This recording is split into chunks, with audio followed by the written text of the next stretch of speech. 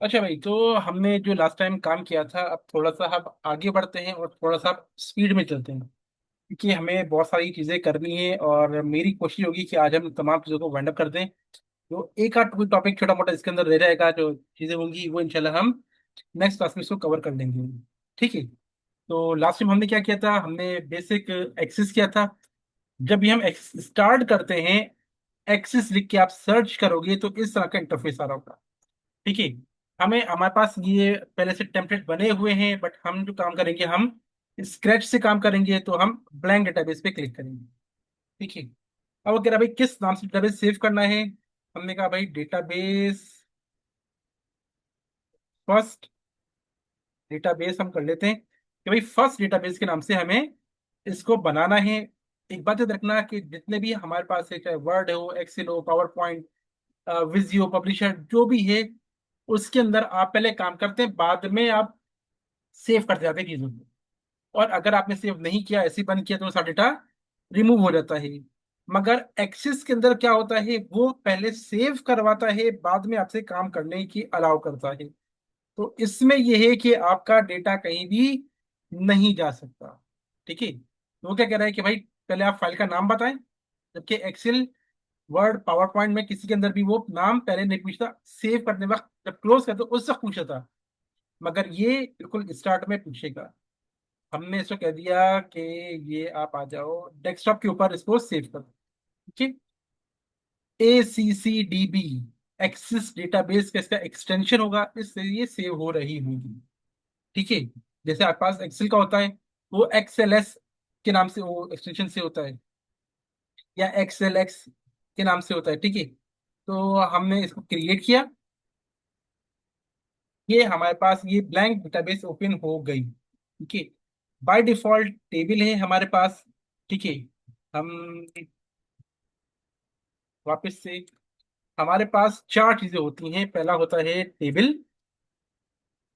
दूसरा होता है हमारे पास फॉर्म, तीसरी होती है हमारे पास क्यूरी, और चौथी होती है हमारे पास रिपोर्ट। ठीक है। तो देखो, जो भी स्ट्रक्चर होता है, वो स्ट्रक्चर हम डिफाइन करते हैं इस टेबल के अंदर। बेसिकली टेबल इस्तेमाल क्यों होता है, स्ट्रक्चर के लिए। और जितना भी डेटा सेव हुआ है, उस डेटाबेस को व्यू करने के लिए हमारे पास यहाँ पे ये टेबल इस्तेमाल किया जाता है। ठीक है। तो टेबल का जो बेसिक फंक्शन है, वो है बेसिक स्ट्रक्चर बनाना और डेटाबेस को स्टोर करना। जिससे हमारे पास से फॉर्म फॉर्म का मकसद बेसिकली डेटा को इनपुट करना होता है। हम चाहें तो डायरेक्टली टेबल के जरिए भी डेटा इंसर्ट कर सकते हैं, मगर हमें करना क्या होता है, हम थ्रू फॉर्म डेटा को इंसर्ट करते हैं, जो कि एक प्रॉपर तरीका है। फॉर एग्जाम्पल, आप लोगों ने अपना एडमिशन फॉर्म भरा था। ठीक है। जब आपने फॉर्म फिल किया, तो डायरेक्टली आपके फॉर्म से डेटा उठ के वो खुद ब खुद आपके डेटाबेस में चला गया। और उसका फायदा क्या था, फायदा ये था, आपको सिर्फ फ्रंट एंड पे फॉर्म नजर आ रहा था, डेटाबेस नजर नहीं आई थी, किसी और का डेटा आपको नजर नहीं आ रहा था। तो इसीलिए हम फॉर्म यूज करते हैं। ठीक है। इसके बाद हमारे पास जो तीसरी चीज होती है, वो होती है क्यूरी। क्यूरी का मकसद, हमारे पास दो काम होते हैं। एक होता है कैलकुलेशन, हमें कोई कैलकुलेशन परफॉर्म करनी है तो, और दूसरा फिल्टर। तो इन दो काम के लिए हम क्यूरी यूज कर रहे होते हैं। और आखिर में जब हमें रिपोर्ट्स जनरेट करनी होती हैं, तो वो हम रिपोर्ट जनरेट कर लेते हैं। ठीक है। अगर हम ऐसे देखेंगे तो सारा ही डेटा नजर आ रहा होगा, मगर अगर हमें इस डेटा में से सिलेक्टेड डेटा चाहिए, तो हम क्या करेंगे, क्यूरी करेंगे, और फिर उस क्यूरी की रिपोर्ट जनरेट कर लेंगे। क्लियर है ये? क्लियर? जी सर। ठीक है भाई। अब हम आते हैं वापस से। तो ये हमारे पास आ गया टेबल। ठीक है। और अभी हमारे पास सिर्फ यहाँ पे आईडी का नाम आ रहा है, और यहाँ पे स्टेरिक बना हुआ आ रहा है। ठीक है। इसका मतलब क्या है, डिजाइन व्यू में गए, वो कह रहे हैं भाई इसको पहले सेव करो, फिर ये आगे बढ़ेगा। हमने कहा ओके, कर ले सेव। हर पॉइंट पे ये सेव करवाएगा। तो देखो, ये अगर आप यहाँ पे गौर से देखो, तो यहाँ पे एक की बनी हुई आ रही है। इस की का मतलब क्या है, कि ये है प्राइमरी की। क्या है कि ये प्राइमरी की। प्राइमरी की क्या होती है, हमारे पास ये यूनिक होती है हर एक की। और यही वजह है कि ये ऑटो नंबर है, क्योंकि ये कोई किसी की भी ये रिपीट नहीं हो सकती। अगर आपने इसको मैनुअल रखा हो तो ये बाय मिस्टेक गलती से आपसे रिपीट हो सकती है, मगर हम प्राइमरी की को कभी भी रिपीट नहीं होने देंगे, हमेशा यूनिक होगी, इसीलिए हम इसको ऑटो नंबर रखते हैं। क्लियर है? अच्छा, हम बनाते हैं हम का नेम। ठीक है, नेम कैसा होगा? Short text.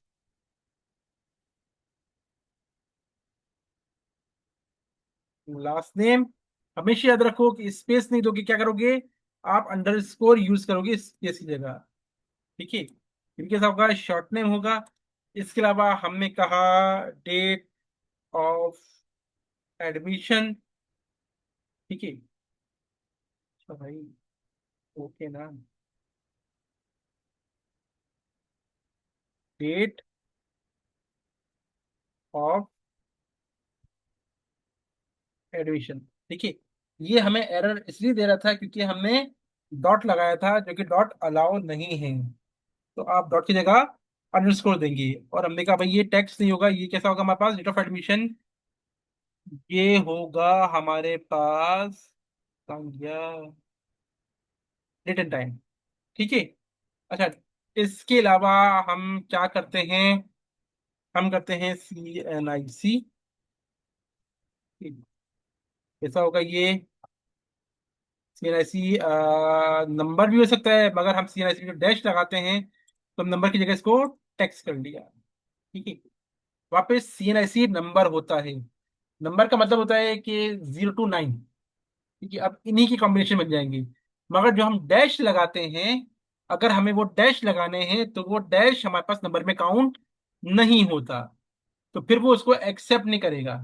तो अगर हमें प्रॉपर उसी फॉर्मेट में रखना है तो हम टेक्स्ट में रखेंगे, और अगर हमें सिर्फ नंबर चाहिए तो फिर हम क्या करेंगे? इसको नंबर कर लेंगे। नंबर के अंदर प्रॉब्लम ये है कि नंबर 0 से स्टार्ट नहीं होता, इसलिए हमने क्या कहा? हमने कहा आसान रखने के लिए इसको शॉर्ट टेक्स्ट कर लेते हैं। सिविलियन हमने कह दिया। यस नो हमने कहा। पिक्चर, पिक्चर आगे हमारे पास एज एन अटैचमेंट। हमने कहा ईमेल, ईमेल आ गई हमारे पास हाइपरलिंक। ठीक है। आके अब हम जरा व्यू करते हैं डेटाबेस में। कह रहा है सेव करना है, हमने कहा कर ले। जब सेव किया तो क्या किया हमारे पास? मेल के लिए आ रहा है। ठीक है। Last name, date of admission, हमने कहा भाई आज ही हुआ है। CNIC नंबर, जो भी हमें नंबर देना है, ये सब चीजें एक्सेप्ट कर रहा है। ठीक है। सिविलियन है, नहीं है। अगर कोई अपनी इमेज अटैच करनी है, डबल क्लिक किया, ऐड का ऑप्शन आ रहा है तो आप यहाँ से ऐड कर सकते हो। ठीक है। क्या है? ये अटैचमेंट बनी हुई आ रही है, इस पर डबल क्लिक करोगे तो ये फॉर्म खुल जाएगा। सही है। Email address abc@xyz.com। ठीक है। जैसे हम नेक्स्ट, हमने टू किया, नेक्स्ट पे गए, हमारे पास ये नीचे आ गया। हमने यहाँ पे कुछ भी लिखा, खुद ब खुद ये टू हो गया। क्लियर है यहाँ तक? अच्छा, हम वापस आते हैं टेबल के ऊपर। हम गए डिजाइन व्यू में। अच्छा, हमारे पास क्या था? आईडी। अगर आप चाहो आईडी को, आपने कहा कि भाई ये तो 1 2 3 4 आ रहा है, आपको ऐसे नहीं चाहिए। आपने कहा लेट से के आपका सेमेस्टर, और सेमेस्टर के साथ फिर जो है आपका नंबर आ जाए। ठीक है। आपने inverted commas, SPR 26 commas close, 1 2 3। ठीक है। ये किया, वापस एक चेक करते हैं फर्क पड़ा या नहीं पड़ा। देखो, क्या हो गया हमारे पास? SPR 26, उसके आगे 001 आ गया। तो ये बेसिकली कर क्या रहा है? ये कर रहा है कि हमने जो इन्वर्टेड कॉमास में दिया था ये एज इट इज लेके आ जाएगा। और उसके बाद हमने जो ये नंबर दिए हैं विदाउट इन्वर्टेड कॉमास, ये उसका फॉर्मेट डिफाइन करेगा कि भाई इसमें कितने डिजिट का ये नंबर आएगा। हमने 3 दिए तो ये 3 डिजिट का ये लेके आएगा। 00 पहला नंबर 1, 002। अगर हम इसको सिर्फ एक डिजिट पे लिख रहे होते तो ये 1234 लेके आ रहा होता। क्लियर है ये?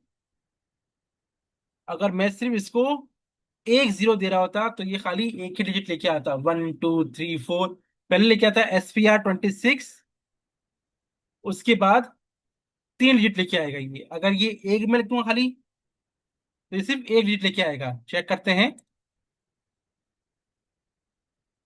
क्या गया।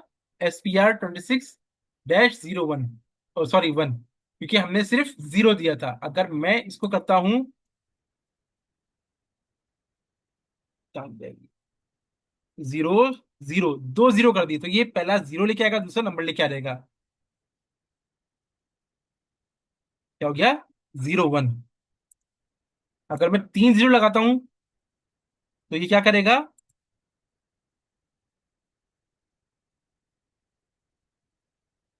00 दो नंबर ले लिया और तीसरे पे उसने 1 कर दिया, 002 कर देगा। इस तरह से आप अपने पास से इसको भी, जो आईडी है आपकी उसको भी अपने हिसाब से आप उसको चेंज कर सकते हो, मगर जो नंबर होगा एट द एंड वो क्या करेगा, वो ऑटो जनरेट ही होता रहेगा। यहां तक किसी को कोई कंफ्यूजन? किसी को कंफ्यूजन? क्योंकि बेसिक तो हम ऑलरेडी कर चुके हैं, तो हम इसको थोड़ा सा हम आगे बढ़ा रहे हैं। कोई कंफ्यूजन है किसी को?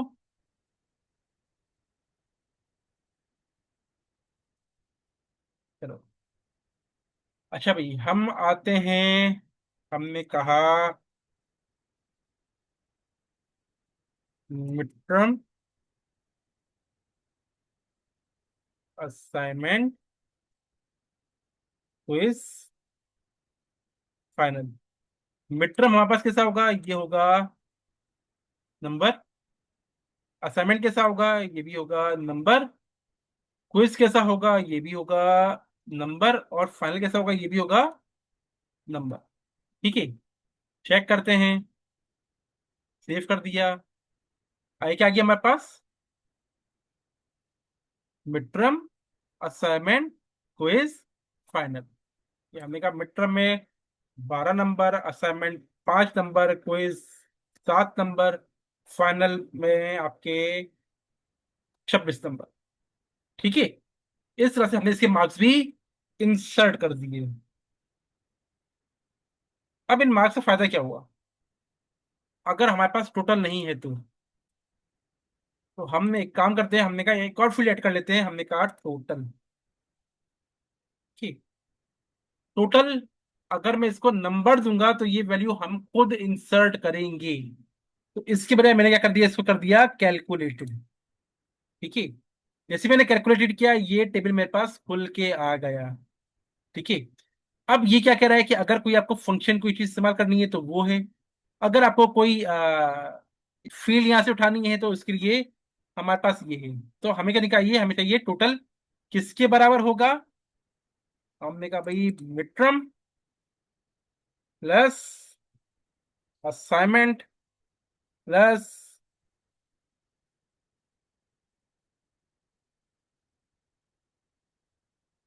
Quiz plus final. ओके किया, वापस गए डेटा शीट पे, सेव किया। टोटल हमने नहीं निकाला मगर ये ऑटो क्या किया, इसने ऐड करके लेके आ गया। ठीक है, तो हमने इसमें कुछ नहीं किया। लेट सपोज मैं याद आता हूं, 8, 9, 10 और 30। क्या किया इसने, ऑटो कैलकुलेट करके आ गया। वापिस देख लो हमने क्या किया था, हमने यहाँ पे एक टोटल की फील्ड ऐड की थी और वो रखा था हमने कैलकुलेटेड। तो जब हमने कैलकुलेटेड रखा तो वो खुद ही लिखे आगे। एक और हम लिखते हैं स्टेटस। ठीक है, एक मिनट, 2 मिनट रुकना।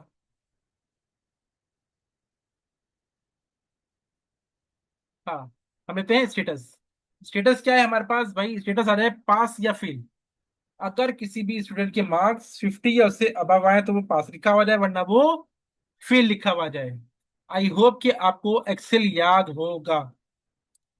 हमारे हमें दे दिया कैलकुलेटेड, जैसे कैलकुलेटेड दिया फॉर्म, हमारे पास ही फॉर्म खुल गया है। अब हमें क्या करना है, हमें करना है पास या फेल। पास या फेल, इसका मतलब क्या है कि ये हमारे पास कंडीशन बनेगी इफ की, कि अगर बच्चे के मार्क्स 50 से ज्यादा हैं तो पास, वरना फेल। ठीक है। तो यहाँ पे हमारे पास कुछ नजर आ रहे फंक्शन, फंक्शंस पे गए, built in function, built in function के अंदर हमारे पास ये सारे आ रहे हैं, फंक्शन आ रहे हैं। ठीक है, हमने कहा इफ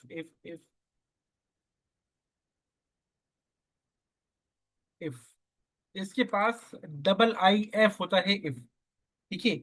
एक्सप्रेशन, मतलब आपको पहले कंडीशन देनी है। ठीक है। कंडीशन क्या थी हमारे पास, हमने कहा भाई टोटल मार्क्स, तो टोटल मार्क्स यहाँ पे नजर नहीं आ रहे। कहां पर था वो फील्ड, टेबल के अंदर थी, तो हमने टेबल पे क्लिक किया। चाहे अगर टोटल मार्क्स, ठीक है। अब क्या है, नेक्स्ट कंडीशन देती है टोटल मार्क्स, ऑपरेटर क्या है, अगर ग्रेटर हो या इक्वल्स टू हो, ग्रेटर हो या इक्वल्स टू हो किसके, 50 की। अगर टोटल मार्क्स ग्रेटर हो या इक्वल्स टू हो 50 के, तो क्या आ जाए, ट्रू पार्ट, इन्वर्टेड कॉमर्स में आ जाए पास। ठीक है। वरना फॉल्स में क्या आ रहा है, इन्वर्टेड कॉमर्स में फेल। ठीक है।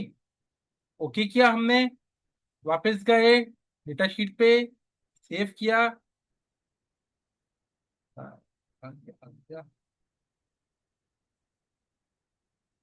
देखो 50 था, खुद ही पास आ रहा है, 57 है, पास आ रहा है।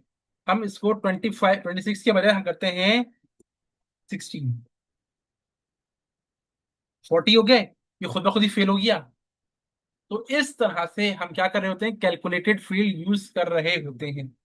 किसी को कोई कंफ्यूजन है टोटल में या स्टेटस में? No sir. ठीक है, वापस आते हैं।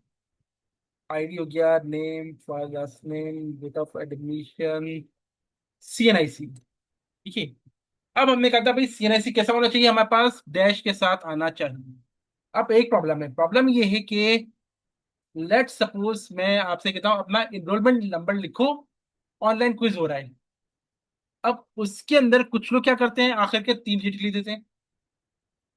Final paper, mid term paper में भी इस टाइप की चीजें आई हैं, कुछ लोगों ने सिर्फ लास्ट के 3 डिजिट लिख दिए। ठीक है।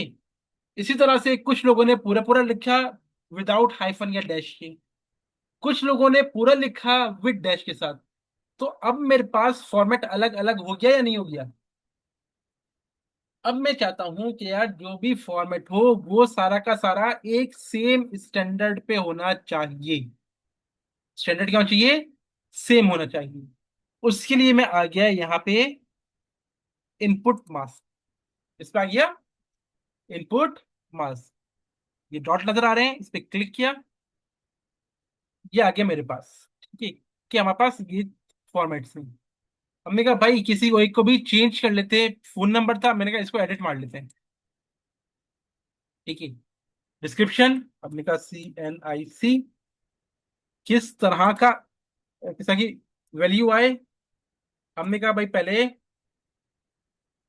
5 नंबर आते हैं, 1 2 3 4 5, 5 डिजिट आएंगे, फिर डैश आएगा, फिर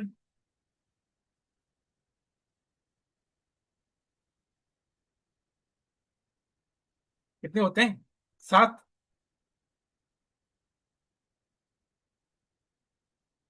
1 2 3 4 5 6 7, फिर डैश आएगा, और फिर एक और डिजिट आएगा। ठीक है, तो इस फॉर्मेट के अंदर ये डिस्प्ले करें। ठीक है। अब वो नीचे कह रहा है सैंपल डेटा, इसका भाई कोई सैंपल भी दे दो। लेट सपोज हमने कहा 1 2 3 4 5 डैश, 1 2 3 4 5 6 7 डैश 1। ठीक है। तो हमने इसको ये एज अ सैंपल भी दे दिया, कि इस तरह का होगा, ये इस तरह का एक सैंपल के तौर पे आ जाएगा, और नीचे डैश लिखा हुआ आ रहा होगा। क्लोज किया हमने, ठीक है, फिनिश किया। आते हैं वापस डेटा शीट व्यू में, सेव किया, यस। अब CNIC पे आए, क्लिक किया, आ रहा है डैश लिखा हुआ आ रहा है, अंडरस्कोर डैश लिखे हुए आ रहे हैं, और बीच में 5 नंबर के बाद 1 2 3 4 5 डैश आ गया, 6 7 8 9 1 2, ठीक है। और फिर तो ये क्या हो गया हमारे पास, अगर देखा जाए पूरा बन रहा है हमारे पास, ठीक है। इसी तरह से तो होता है हमारे पास, तो इसमें क्या हो जाएगा, हर एक का एक सेम स्टैंडर्ड पे आ जाएगा, और उसको मालूम भी होगा कि भाई कितने नंबर देने, कैसे देने हैं। तो ये कहलाता है मास्क। क्लियर है? क्लियर है? ठीक है। हम कहाँ गए थे, CNIS पे गए थे। इसका जो है ये टेक्स्ट होगा, याद रखना, ठीक है। नंबर्स पे ये ऐसे काम नहीं करेगा। फिर हमारे इनपुट मार्क्स पे, यहाँ पे 3 डॉट पे थे, हम यहाँ पे गए, यहाँ पे गए, और यहाँ जाके हमने एडिट कर लिया था, ठीक है। तो इस तरह से ये इनपुट मास्क आएगा। कोई कंफ्यूजन है इसमें? कोई कंफ्यूजन? No sir. अच्छा, अब हम आगे आते हैं। अब हमारे पास क्या प्रॉब्लम है, प्रॉब्लम ये है कि भाई हमारे पास मार्क्स थे। अब मिड टर्म मार्क्स हमारे पास कितने थे, ये थे 12 मार्क्स। हमसे गलती से 2 बार प्रेस हो गया, मार्क्स कितने बन गए, 150 बन गए, और पास भी है। क्या ये पॉसिबल है कि किसी के मार्क्स 150 आए? पॉसिबल ही नहीं है। इसका मतलब है बाय मिस्टेक हुआ है। तो इस मिस्टेक से बचने के लिए, याद है हमने एक वैलिडेशन की थी एक्सेल के अंदर, कि भाई इस रेंज में रहना चाहिए, इससे कम ज्यादा नहीं होना चाहिए। फॉर एग्जाम्पल मिड टर्म के मार्क्स जो हैं वो कितने होते हैं, 0 से लेके 25 तक होते हैं, ठीक है। हम गए डेटाशीट व्यू में, किसके मार्क्स से हमारे पास मिड टर्म नंबर्स पे आए। अब ये इसका क्या आ रहा है हमारे पास, डिटेल आ रही है। हम आ गए इसके वैलिडेशन रूल के ऊपर। रूल क्या होना चाहिए, हमने कहा भाई यहाँ पे जो भी मार्क्स आएंगे वो कैसे होंगे, वो होंगे ग्रेटर देन, इक्वल्स टू 0, के 0 से बड़े होंगे, greater than, equals to 0। And दूसरी कंडीशन भी है, लेस देन, इक्वल्स टू 25, कि 0 से बड़े होंगे या उसके बराबर होंगे, और 25 से छोटे होंगे या उसके बराबर होंगे, इसके अलावा नहीं हो सकते, ठीक है। हमने इसको किया व्यू, सेव, ठीक है। वो कह रहा है कि आपने नया रूल लगाया है, हमने कहा हाँ। कितने थे, 12 मार्क्स से, हम इसको कहते हैं -12। दे दिया, पॉसिबल नहीं है। अच्छा भाई, ठीक है। हमने कहा इसके नंबर 40, एरर दे दिया कि ये 40 मार्क्स नहीं हो सकते, क्यों, 0 से 25 के दरमियान में ही होने चाहिए, ठीक है। तो ये है हमारे पास वैलिडेशन रूल। क्लियर है? क्लियर है? जी सर। इसके अलावा हम करते हैं, हमने कहा कि प्रोग्राम, ठीक है। हमने कहा भाई प्रोग्राम जो है, अब प्रॉब्लम ये है कि प्रोग्राम अलग अलग है, ठीक है। अब उसमें भी मिस्टेक करते हैं। मसलन आपका कौन सा है, बिजनेस एनालिटिक्स, कौन सा है, बिजनेस एनालिटिक्स। अब कुछ लोग उसको BA लिखते हैं बिजनेस एनालिटिक्स के लिए, कुछ लोग इसको फुल फॉर्म में लिखते हैं बिजनेस एनालिटिक्स, कुछ लोग इसको लिखते हैं BSBA, कुछ लोग लिखते हैं BS-BA, कुछ लोग लिखते हैं BS-BA। तो हमारे पास एक सेम स्टैंडर्ड होना चाहिए, ताकि हमारे पास ये कंफ्यूजन ही दूर हो जाए। तो हमने क्या किया, हम यहाँ पे आए और हमने इसको कह दिया लुकअप विजर्ड, कह दिया लुकअप। अब वो कह रहा है कि भाई आपके पास कोई और टेबल है जहां से ये डेटा लुक करे, या फिर आप उसको टाइप करेंगे। हमने कहा भाई हम इसको टाइप करेंगे, ठीक है, नेक्स्ट किया। वो कह रहा भाई कौन कौन से हैं। हमने कहा कि यस, ठीक है, यस, सी एस। और कौन सा है, यस, ऐसी सॉफ्टवेयर इंजीनियरिंग। और PSIT सर। Yes, IT. और कोई सा, बी एस, बीबीए। PSAI। ठीक है, तो ये हमने ले लिए, फिनिश किया हमने, ओके हो गया। अब जाते हैं हम स्प्रेडशीट व्यू पे, सेव कर दिया, आगे आ गए, हमारे पास ये आ गया प्रोग्राम का। क्लिक किया हमने, तो यहाँ पे क्या आ रहा है हमारे पास, ड्रॉप डाउन आ रहा है। कौन सा प्रोग्राम है, बी एस, कौन सा प्रोग्राम है, बी एस, सी एस। ठीक है, तो हमें टाइप करने की जरूरत नहीं है, सब एक ही सेम स्टैंडर्ड पे रहेंगे। क्लियर है यहां तक, क्लियर है, यस सर। कोई जी सर। कंफ्यूजन, कोई कंफ्यूजन। No sir. ठीक है भाई, तो अभी मैं सेव करके बंद कर रहा हूं, टेबल यहीं तक रखेंगे। दोबारा से मैं 10 मिनट बाद क्रिएट करूंगा और उसमें फिर हम फॉर्म और क्यूरी देखेंगे। क्लियर है, यस सर। ओके भाई, 10 मिनट बाद वापस से